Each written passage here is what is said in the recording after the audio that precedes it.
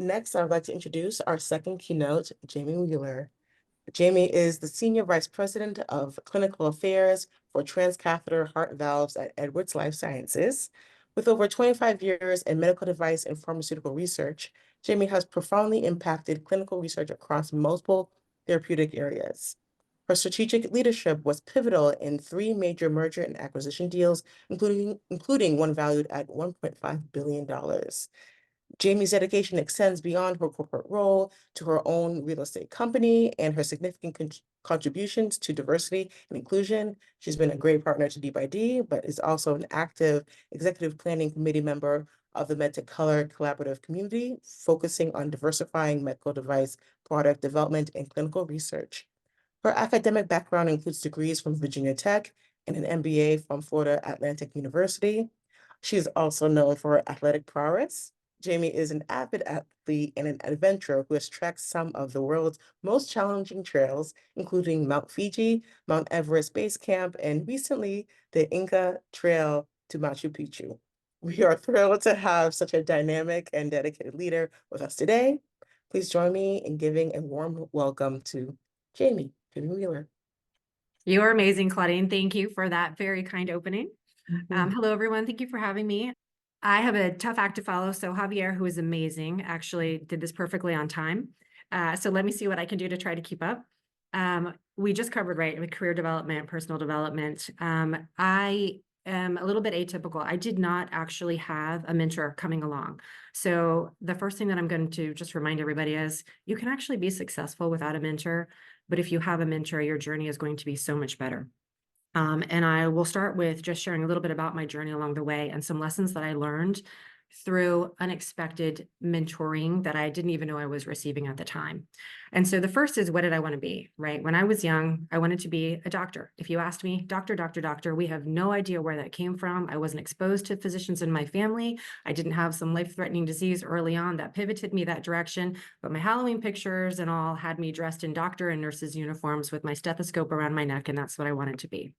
And so I actually worked as an eye technician in high school, and I was exposed to patients and physicians, and I absolutely loved that. And so when I went off to college, I thought I was going to join the military. That was my key into medical school. And I joined a Corps of Cadets where I wore a uniform every day, a very attractive wool uniform while I went to undergrad school. I was working with the Air Force. I was part of the Air Force ROTC, and that was my dream. And 2 years in, when I was getting a physical exam to be sent off to basic training, they found out that I had just a congenital anomaly in my heart. Very common, a lot of people in the world have it. But at the time, it was automatic grounds for disqualification from the military. So in an instant, my future, my life, my career was just over, where they said, you're not commissionable, return your uniforms, you're done. And I had to really pivot very, very quickly and figure out what I was going to do that summer. We'll skip my first lesson learned, but that lesson that summer was, how do you have the rug pulled out from under you, and how do you pivot quickly, and what do you do with that? And what I ended up doing is I stayed at school that summer, and I ended up getting 3 or 4 different jobs. I was an aerobic instructor. I got my first introduction to research by working in a postdoctoral unit where we were studying alcohol and alcoholism, and we ran the college kids through alcohol tests on the weekend at frat parties. And unbeknownst to me, that would be a future career choice. And I was also a cashier at a grocery store. And so diverse exposure, I think, will take you far in life, because I learned a very, very important lesson in that grocery store. And this was, I was on the fast lane, and you had to key yourself in and out and be timed for how quickly you could move the patrons through. And I was a good employee. I showed up, but the keying in and out, it was sort of like your computer turning itself off after a minute, how you have to enter in your username and password 87 times a day. It was something that I really didn't care about. I found it a bit annoying. And so I just didn't do it. And one day, another college student who was a co-manager at the store, he pulled me aside and he said, hey, you're kind of ruining the metrics for the store. You really kind of need to get on board. Why are you not doing this? And I said, look, this isn't my be all end all. I don't care about the metrics. I don't care how fast I am. Like, I have these other aspirations, although I didn't know what they were. And he said, I want you to look around. And we stopped for a moment and we looked at the store manager, and people were in an elevated box at the time so they could see the store. And he said, "What do you see?" And I said, "No, she's a local woman." "And what do you see on the other checkout lanes?" And I said, "I see local people." And the same with the produce person, and the same with the person in aisle 11, restocking the shelves. He said, "Yeah, these are local people, and this is their livelihood. And you participating in the metrics makes them better, makes this store better in the competitions, makes this region better, makes the state better, all of that." He said, "I really need you to get on board with being a participant on this team." And in that moment, I will never forget what a jerk I thought I was and what a life lesson that was. And that is to always be on the team and always be looking out for everyone else. It's not just what you're about, but it's what everybody else needs. And that is a lesson that has served me through my life. And so again, I'm now dealing with, what do I do with my life? I end up actually graduating early, which was ironic, because I'd stayed at school that summer and I got some extra credits. But fast forward, I wasn't expecting to graduate early, so I didn't have my life completely lined up as to what I was going to do when I graduated. And part of my backup strategy when I was in the military, because you don't always get your first career choice, I had picked law. And the reason for that, there was Jodie Foster's Silence of the Lamb. It was a popular movie at the time. And I thought, well, if I can't save people during the day, I might as well work with sociopaths. You can watch the movie, you'll know exactly what that means. Made perfect sense as an 18, 19-year-old. Nonetheless, I graduated and I quickly got a job at a law firm as a paralegal, and they did some medical malpractice and some community association law. And at the same time, I picked up my EMT, and I also ran rescue at night, and eventually went on to pick up my pharmacy license because I needed all of that to sort of be successful in the night job. And I learned very quickly, I did not want to be a lawyer, nothing against lawyers. So my lesson here is, take the time to explore things that you want to check out, but figure out how to fail fast. If it's something that you don't want to do, fail fast, move on. It's okay. So then at some point I kept going. I got into pharmaceutical research. I went back to school. I worked full time. I went back to school and picked up my MBA.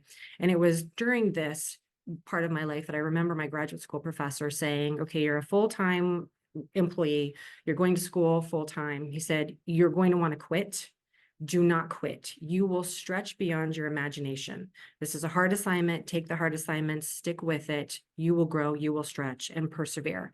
And I did. In that first semester, I thought I was going to die. And you know what? By the end, it was so easy. So it's another lesson that I've learned along the way is, don't quit, take the hard assignments. And after all of this, I ended up sort of getting back into pharmaceutical research and then switching into medical device research. And along this journey, what I learned was, take those hard assignments, but embrace change.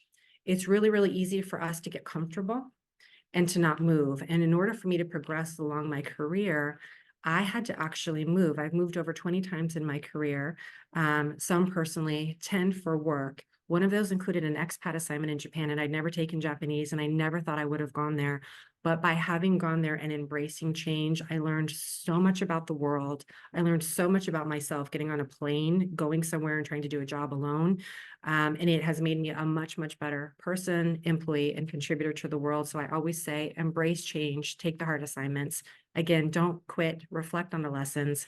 At this point in my career, I now have a 400-person team. We run over 60 research studies. I mentor people on the side. There's obviously a lot of times that people spin into my office and they're trying just to get recognized. And I will tell you, over the course of your life, don't worry about the recognition. Let your work speak for you. And this is a lifelong pursuit. We talk about building brand and trying to get rewards and putting yourself out there on Instagram and Facebook and all of these things. And you can do that. But at the end of the day, what is the quality work that you're bringing to the table? Let your work speak for you. And then you have time. And I'm almost done, Claudine. But you have time. So I would say I was always in a rush to get that next assignment, that next promotion, that next something. I'm only halfway through my life, if you look at the actuarial tables, and I am a senior vice president, and I never would have thought that I would have gotten here. And if I could do anything all over again and I wouldn't change a thing, I probably would have played more and explored more and tried some other things early on, because I'm halfway through my life, right? I still have another half to go. You have time, and embrace that. And lastly, and Javier said this, be kind to yourself always, be kind to others always. You alone can make such a difference in someone else's life, and you alone can make such a difference in your own life if you're kind to yourself and you have grace for yourself and grace for others, and you allow yourself to make mistakes and you don't quit. So those are just some of the lessons that I've learned along the way that I wanted to share.